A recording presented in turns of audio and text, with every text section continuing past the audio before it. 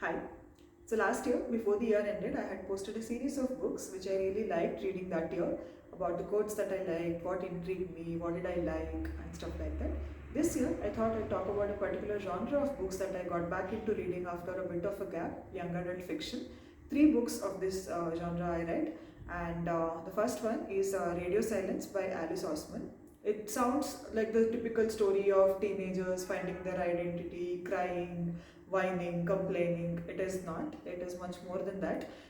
Apart from finding your identity, it's about holding on to it. It is about sticking to it despite a constantly ridiculing, changing world, and how parenting affects your childhoods and the person that you become, and how platonic friendships are so important in molding who you are. It's a very beautiful narration, and which I really liked, especially in the social media context as well, about how to handle fame, how to handle roles, all of that. Please give it a read. The second book of this genre is one of my favorite authors, Rowell. So if you have not read Eleanor and Park, please go read it. Kind of ripped my heart open, but healed it at the same time. And so this book is Slow Dance by her. It's a kind of a back and forth story where talks about their adult life and also about how they were when they were teenagers, and how at each point of our lives, the way we look at things, the way we look at love, what we expect out of other people, and the kind of love that we give, all of it keeps changing with us. It keeps evolving. So it's a very beautiful story of two very seemingly ordinary people doing something extraordinary, that is just loving each other unconditionally.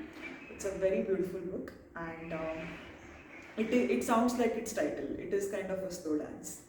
And the third book is one of by my favorite author, Sally Rooney, Intermezzo. People are very divided about Sally Rooney and about normal people, her style of writing, the stories, the characters, and all of that. I love her personally. So Intermezzo, it's again one of the other reasons for me to like it so much is because it's about grief, dealing with grief. How these two brothers, who seem to be very poles apart but who are actually quite similar, how they handle grief, and other people in their lives who have such complicated stories, but how all of it kind of interweaves into each other. And it's a narration of how different types of sadnesses can manifest in very different ways. I didn't know there were so many types of sadnesses till I read that.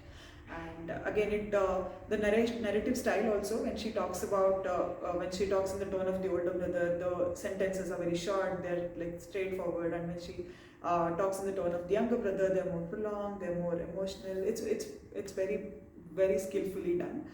And what I really liked is also about how it is very inherently sad. That's what makes it inherently beautiful. I don't like it when sadness is put in a story just for the sake of making it sad. It doesn't make sense to me. It seems very unnecessary. But this kind of sadness, it seems necessary.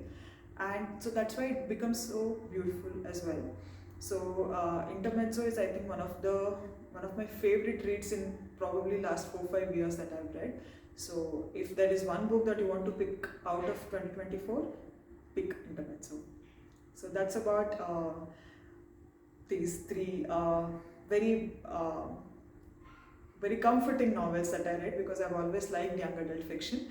So yeah, so I wanted to talk about that. So happy 2025, happy reading.